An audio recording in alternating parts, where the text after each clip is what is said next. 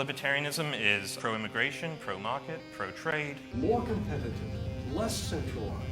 Not military confrontations, but peaceful interaction. The war on drugs has been actually an unmitigated disaster. Totally illegal.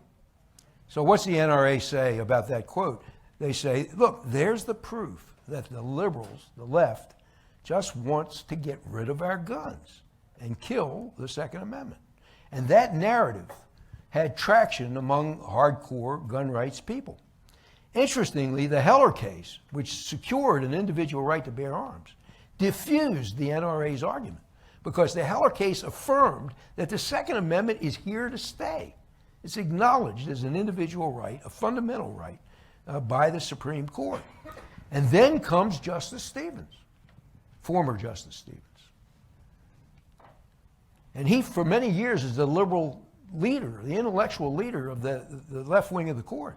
And he breathes new life into this NRA narrative. He brings it back to life. You know, the Heller case had diffused that narrative, and now Justice Stevens brings new life into this. The NRA storyline is revitalized. So what better evidence than Justice Stevens' op-ed, his recommendation to repeal the Second Amendment? What better evidence that the left really does want a gun-free America? So we have this liberal icon calling for repeal of the Second Amendment, a proposal, by the way, that is never going to be implemented. It has to be proposed, 2/3 of both houses of Congress have to propose amendments, has to be ratified by 3/4 of the states. It ain't going to happen. There are 44 states that allow open carry under their state laws. Can you imagine those states voting to repeal the Second Amendment? It's not going to happen, so it was a silly thing to say to begin with. And if it did happen, it would have very little effect because what really controls are state laws. As I mentioned to you early, there's a lot of states that have banned assault weapons and magazine capacity, and that's okay with the Supreme Court, at least so far. There are many other states that allow assault weapons, almost all of them, and magazine size, and that too is okay with the Supreme Court. So it's a matter of state law that's going to control the situation, not the Second Amendment. What's the Second Amendment for then? The Second Amendment is to make sure that no government tries to ban a large class of weapons that are commonly used for lawful purposes. Does anybody ever try that? Well, D.C. tried it until the Heller case. Chicago tried it until the McDonald case. And if it weren't for the Second Amendment, we might have other jurisdictions trying it. But for almost all of the laws that exist, it's state law that matters. So Justice Stevens' proposal was, first of all, unworkable, second of all, unnecessary, and third of all, if there really were a repeal of the Second Amendment, can you imagine the strain on the social fabric in this country? This would create more upheaval than anything, perhaps even including a reversal of Roe v. Wade, but at least as much as that, right? So we'd have this enormous conflagration in this country between gun rights folks, who tend to be people that really want to take steps that we don't want them to take if they're upholding their gun rights, and those who want to control gun rights. So this proposal was irresponsible. Do you think there's any future danger of the Heller decision being challenged or overturned at any point? Well, it was 5-4, you know, but I don't see it happening anytime soon. Even if the court were to become dominated by liberals, which would only take one change in the composition of the court, even if that were to happen, I don't think there'd be a reversal of Heller. There is a doctrine in law called stare decisis, which means let the decision stand.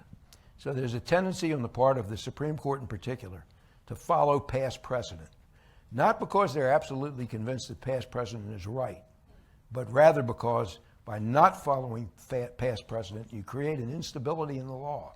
And that instability in the law makes us, citizens, less confident that we will have a law that everybody is on notice will exist for some time in the future, and we can comport our actions accordingly.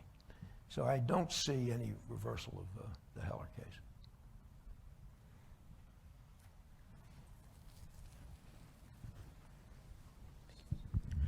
What do you think of the lobbying actions of the NRA and individuals like Dana Lausch and Marianne Hammer in politics? Well, I don't know anything about Lausch and Hammer, so you'd have to brief me on that. The lobbying actions of the NRA, they have a constituency. They're looking out for the rights of their constituents. I think they're making a big mistake by not agreeing to the Manchin-Toomey compromise. I think if they gave a little and took a little, everybody would be better off. The gun controllers would be happier. The gun rights advocates would have things that they don't now have. And that would be a good thing. So I think the NRA tactically is doing the wrong thing. But, you know, it's a pressure group like any other pressure group, and I admire them for sticking up for the rights of their constituents. They were, by the way, a real pain in the neck in the Heller case.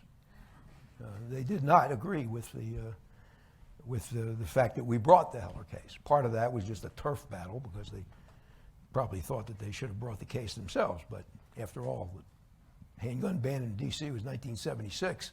We brought the case in 2003, so they had 27 years. They didn't do much.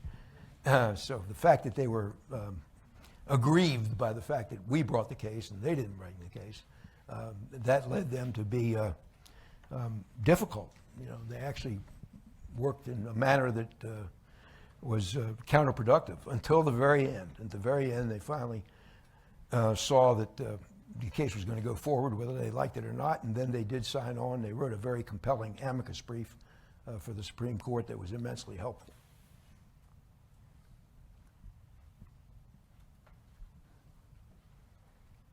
Well, if there's no more questions, thank you all for coming. Can we give another round of applause for Levy?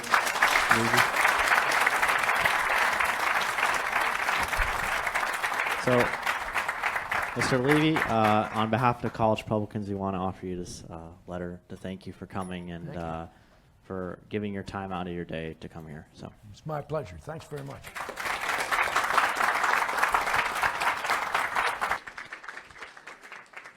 And on behalf of Eagles for Liberty, we'd like to thank you by giving this to you as well.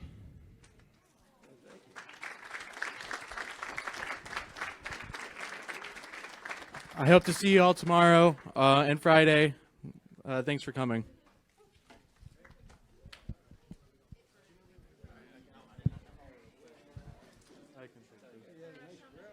Thank you so much.